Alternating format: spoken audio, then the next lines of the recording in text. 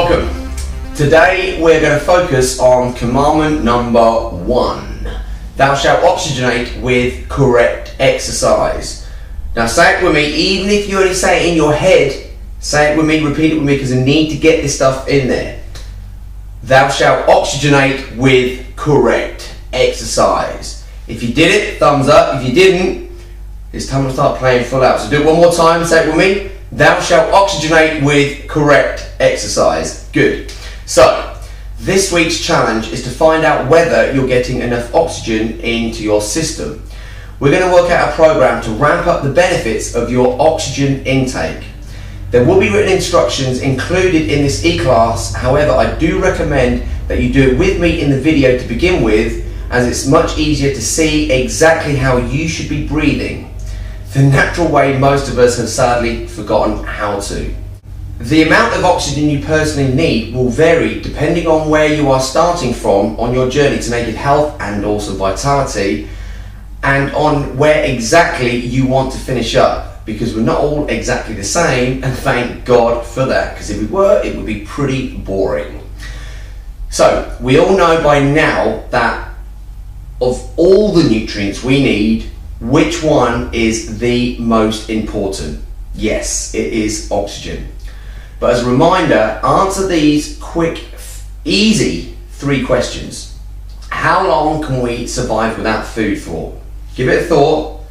Some of you may be thinking minutes or hours, and it's not days, and it's not weeks, it is months. How long can we survive without water for? Yes, days. Now getting to the one we're talking about today, how long can we survive without oxygen for? And it is minutes. Along with deep diaphragmatic breathing, exercise is your main source of increasing your oxygen intake. So go and grab a notepad or a piece of paper and jot down, number 1, the number of hours on a week on average that you take light exercise, such as a gentle walk that you manage with little or no effort. Number 2, the number of hours of moderate exercise that makes you breathe harder than normal. Number 3, the number of hours a week of exercise that really gets you out of breath or sweating or requires a rest period to recover from. Now take note also of the types of exercise that you count in each category.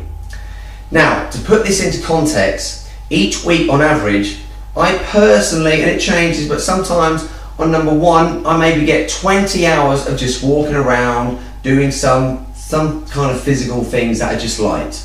Number 2, maybe about 10 hours of doing rebounding, jogging, dancing, yoga, exercise like this. And then number 3, 7 hours of kind of intense training that could be in the gym, it could playing a game or swimming, something along those lines. Whereas I have clients who, when they first come to me with serious medical conditions, can get maybe, on number 1, an hour of walking with a stick indoors. On number 2, 1 hour of walking to their car, etc. and getting dressed and just doing very, very light physical stuff. And number 3, half an hour, because just bending down to put their shoes on exhausts them. So they take it very easy. Now remember, there are no right or wrong results, just the truth about your personal oxygen intake. Okay, so now pause the video until that's completed. Go ahead and do this task and then come back when it's done. If you haven't paused the video, go and do this now, because this is not just about you listening to me waffle on. No. We need you to take the action. So go and pause the video and write down those 3 categories so we understand exactly where you're at now. We need to have a starting point. So go and pause the video. Okay, welcome back. Now, if you haven't gone and completed it, please go back and do this, because we need to make sure that you're aware of the absolute truth of what's going on here. I don't want to leave any stone unturned. So, when you finish totting them all up, I want you to put a smiley face next to any of the activities that you enjoy doing. Now for me, I put smiley faces against every single one of the ones because it's essential that you enjoy doing the exercises, because ultimately the more you enjoy it, the more you're going to continue to do it. Why? Because it feels good. So, and plus you know how much good it's doing you. Okay, so you're probably not putting a smiley face against things like housework, but the truth is you can actually find things like that very therapeutic and very rewarding. And you'll learn other techniques in other e-classes how to change what things mean to you. Now this is super cool because letting go of feelings of resistance can change every experience that you go through. And you'll find that experience a very empowering one. So your challenge this week, and if you're smart you will carry it on into the future, is to increase the amount of time you spend doing those physical activities that you've marked with a smiley face by at least 20%. So go and look at them and look at exactly where you're at now, and all we're looking for is a 20% increase from where you're at to where you're going to be. Now if you haven't put any smiley faces, take yourself back to your childhood and recall up those memories of what you used to enjoy doing. Because when we're kids, we love moving our bodies. I haven't met a kid that is physically able that can move their bodies with resistance. They do it easily and freely. So go back to those moments when you was a child where you used to run and climb and jump and do all those things, and remember exactly what you used to enjoy doing. And if you even haven't got something from then, imagine what could you enjoy doing. And start to make this list, because without you taking the action on this, again, nothing is going to shift for you. And we want you to get the biggest shifts that you can so you can really start to enjoy life at a high level. So I really want you to get connected with your bodies in ways that you find fun.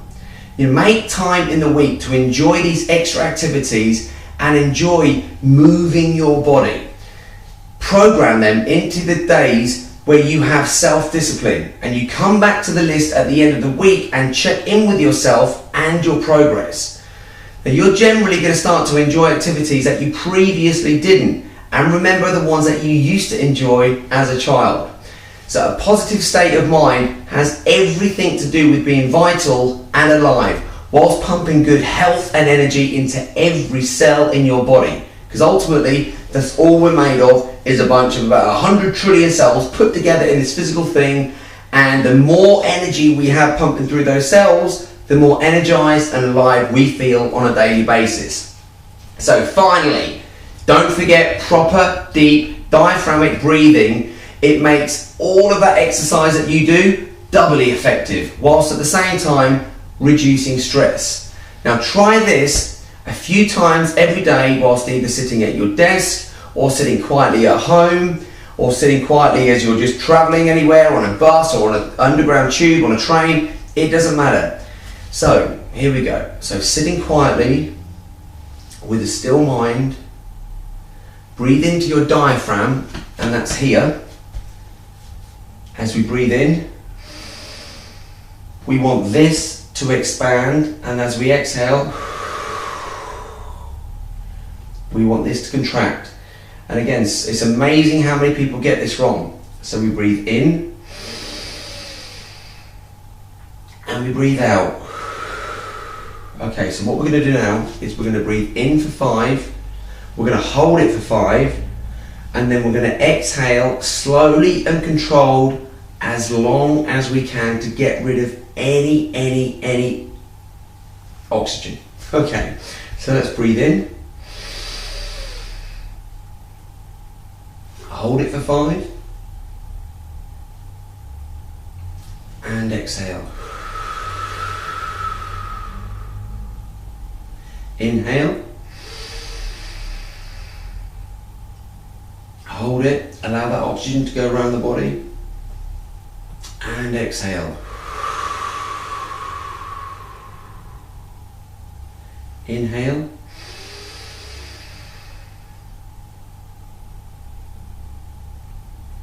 and release.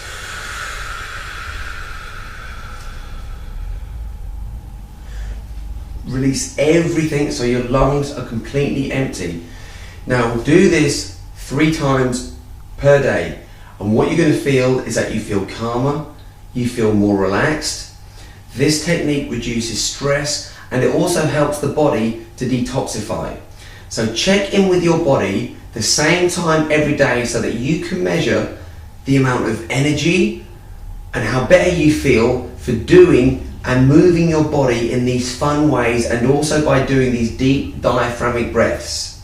So keep a daily diary for this at least every single day for a week, and then monitor yourself once every single week, because you need to check in with yourself, because no one knows how good or bad you feel apart from you. And by doing these things, it's going to be easy to make yourself to feel good and make it harder for you to feel bad, because out there in the world it's the other way around. It's hard to feel good and easy to feel stressed and down. So by doing these e-classes every week and doing them very, very, very disciplined, you're going to find that you're living a completely different life. So I'm now off to move my body in some fun ways, and enjoy whatever you're going to do and get your juices flowing as much as I do. I'm Skip, the Naked Health Detective. Live strong, live healthy, and live long. And for now, I'm out of here.